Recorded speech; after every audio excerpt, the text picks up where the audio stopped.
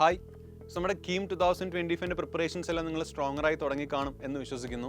കാരണം കീം 2025 ഈ വർഷം ഏർലി ഉറപ്പായിട്ടും നേരത്തെ തന്നെ പരീക്ഷ ഉണ്ടാവും. അതിൻ്റെ ഡേറ്റും കാര്യങ്ങളൊക്കെ വന്നു കഴിഞ്ഞു.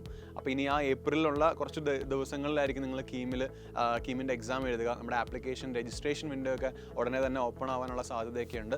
സോ നമ്മൾ സൈലവും അതിൻ്റെ പ്രിപ്പറേഷൻസ് ഓൾറെഡി സ്റ്റാർട്ട് ചെയ്ത് കഴിഞ്ഞു. അപ്പോൾ ജസ്റ്റ് നമ്മൾ +1 ചാപ്റ്റേഴ്സ് നിന്ന് സ്റ്റാർട്ട് ചെയ്തിട്ടേ ഉള്ളൂ. ഇൻ കേസ് നിങ്ങൾ ഒരു കീമിൻ്റെ ഭാഗമായ ഒരു പ്രോപ്പർ റിവിഷൻസ് ഒക്കെ സ്റ്റാർട്ട് ചെയ്യുന്നൊരു പ്ലാനിലാണെങ്കിൽ ഉടൻ തന്നെ സൈലത്തിൽ ജോയിൻ ചെയ്യുക.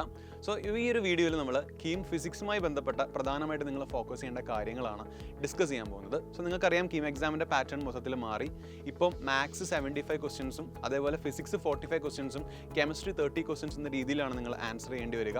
ഇൻ കേസ് നിങ്ങളൊരു ബിഫാമിന് മാത്രം അപ്ലൈ ചെയ്യുന്ന കാൻഡിഡേറ്റ് ആണെങ്കിൽ നിങ്ങൾക്ക് ഫിസിക്സും കെമിസ്ട്രിയും മാത്രം 45 + 30 ഉള്ള ഒരു 1 hour എക്സാം 90 മിനിറ്റ്സിൻ്റെ എക്സാം ആയിരിക്കും നിങ്ങൾക്ക് അവിടെ ഉണ്ടാവുക. അപ്പോൾ ടോട്ടൽ ഓഫ് 180 മിനിറ്റ്സ് ആണ് സാധാരണ ഇപ്പോഴത്തെ ഒരു കീം എഞ്ചിനീയറിംഗ് എക്സാമിന് ഉള്ളത്. അപ്പോൾ അതിൽ നമുക്ക് ഈ പറഞ്ഞ പോലെ ഈ സമയം കൊണ്ട് നമുക്ക് ഇത്രയും questions 75 questions from maths, 45 from physics and 30 from chemistry നമ്മൾ പ്രോപ്പറായിട്ട് എഴുതണം. അപ്പോൾ അതുകൊണ്ട് നമുക്കറിയാം ബോർഡ് എക്സാമിൽ നിന്ന് വ്യത്യസ്തമായിട്ട് MCQസിലേക്കാണ് കീം വന്നിട്ടുള്ളത്. നിങ്ങൾ പ്രീവിയസ് ഇയർ പാറ്റേൺസ് നോക്കുമ്പോഴും അറിയാം എല്ലാം MCQ ടൈപ്പ് ചോദ്യങ്ങളായിരുന്നു. എല്ലാം MCQ ടൈപ്പ് ചോദ്യങ്ങൾ ഉദ്ദേശിക്കുന്നത് നമുക്ക് ഇന്നൊരു സമയപരിധിയിൽ നമ്മൾ എന്ത് ചെയ്യണം, എഴുതാൻ ശ്രമിക്കണം.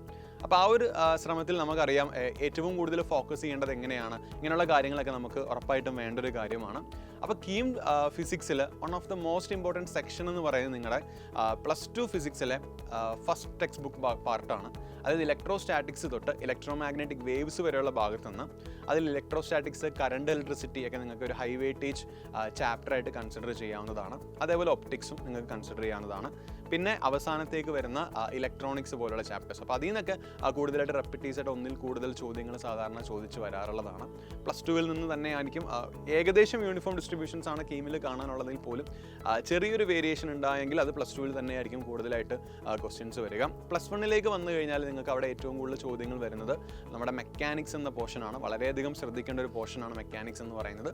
അതിൽ motion in a straight line, plane, laws of motion, rotation, work energy, power and gravitation, ആ ഒരു ഭാഗത്തു നിന്ന് അത്യാവശ്യം നല്ല രീതിയിൽ, അതിൽ തന്നെ ലോസ് ഓഫ് മോഷൻ എന്നൊക്കെ അത്യാവശ്യം നല്ല രീതിയിൽ പല ഷിഫ്റ്റുകളിലായിട്ട് ചോദ്യങ്ങൾ ചോദിച്ചിട്ടുണ്ട്. നമ്മളിനി വരുന്ന വീഡിയോസ് എല്ലാം 2024 ഏതൊക്കെ ഷിഫ്റ്റുകൾ, എങ്ങനത്തെ ചോദ്യങ്ങളൊക്കെ ചോദിച്ചുള്ള രീതിയിലുള്ള കംപ്ലീറ്റ് അനാലിസിസ് ഒക്കെ ചെയ്യുന്നതായിരിക്കും. പക്ഷെ എന്നാലും നിങ്ങൾ ശ്രദ്ധിക്കേണ്ടത് ഈ ഒരു രീതിയാണ്. അതായത് മെക്കാനിക്സിന് നല്ല രീതിയിൽ ഇമ്പോർട്ടൻസ് കൊടുക്കണം. സിമിലർലി നമ്മുടെ +2 ഫിസിക്സിലെ first part of text book electrostatics തൊട്ട് ഇലക്ട്രോമാഗ്നറ്റിക് വേവ്സ് വരെ പോകുന്ന ആ ഭാഗത്തിനും നിങ്ങൾ എന്ത് ചെയ്യണം, കാര്യമായ ഇമ്പോർട്ടൻസ് കൊടുക്കണം.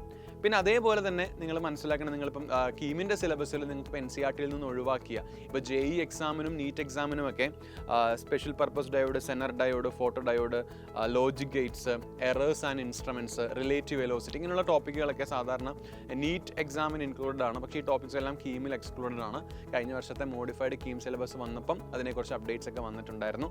എന്നാൽ പോലും നിലവിൽ NCERTയിൽ ഇല്ലാത്ത അല്ലെങ്കിൽ NCERTയിൽ നിന്ന് ഇതായിട്ടുള്ള കാർനോട്ട് എഞ്ചിൻ ആയിക്കോട്ടെ, സൈക്ലോട്രോൺ ആയിക്കോട്ടെ, റേഡിയോ ആക്ടിവിറ്റിയുടെ ഡീറ്റെയിൽഡ് ആയിട്ടുള്ള കാര്യങ്ങളായിക്കോട്ടെ, ഈ കാര്യങ്ങളൊക്കെ നമ്മൾ എന്ത് ചെയ്യുന്നുണ്ട്, പഠിക്കേണ്ടതായിട്ടുമുണ്ട്. അപ്പോൾ കുറച്ച് പോയിട്ടുണ്ടെങ്കിൽ കുറച്ച് ഭാഗം അവർ നിലനിർത്തിയിട്ടുമുണ്ട്.